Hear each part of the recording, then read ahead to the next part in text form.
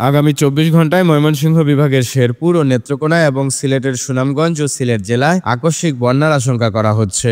ভারতের মেঘালয় ও আসামে টানা ভারী বর্ষণ এবং শেরপুর জেলায় কয়েকদিন ধরে থেমে থেমে বৃষ্টিপাতের কারণে এসব এলাকার নদ নদীর পানি দ্রুত বাড়ছে। ইতোমধ্যে শেরপুরের চেল্লাখালী নদীর পানি বিপদসীমা অতিক্রম করেছে। শেরপুর পানি উন্নয়ন বোর্ডের তথ্য অনুযায়ী গতকাল সকাল 10টায় এই নদীর পানি বিপদসীমার 106 সেন্টিমিটার ওপর দিয়ে প্রবাহিত হচ্ছিল, যেখানে গত রাতে ছিল 39 সেন্টিমিটার উপরে। পানি উন্নয়ন বোর্ড জানিয়েছে, আজ ভোর থেকে মুষলধারে বৃষ্টির পাশাপাশি উজানে ভারী বর্ষণ চলায় নদীগুলোর পানি আবারও বাড়তে শুরু করেছে। বেসরকারি আবহাওয়া বিষয়ক ওয়েবসাইট আবহাওয়া.com এর প্রধান আবহাওয়াবিদ মোস্তফা কামাল পলাশ জানিয়েছেন, আগামী 24 ঘন্টার মধ্যে পাহাড়ি ঢলের সম্ভাবনা রয়েছে। এতে করে শেরপুর, নেত্রকোনা, সুনামগঞ্জ ও সিলেট জেলার নদ নদীগুলোয় পানি হঠাৎ বেড়ে যেতে পারে। তিনি আরো বলেন, আজ দুপুর 12টার মধ্যে রংপুর, ময়মনসিংহ ও সিলেট বিভাগের ওপর দিয়ে একটানা মাঝারি থেকে ভারী বৃষ্টিপাত হতে পারে। অন্যদিকে বাংলাদেশ বিমান বাহিনীর রাডার চিত্রের ভিত্তিতে আবহাওয়াবিদ পলাশ তার ফেসবুক পোস্টে উল্লেখ করেছেন, রংপুর, ময়মনসিংহ ও সিলেট বিভাগের জেলাগুলোর ওপর দিয়ে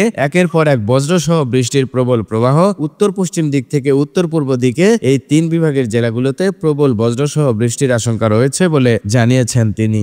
আইজামান চমক, নিউজ ডেস্ক, ঢাকা।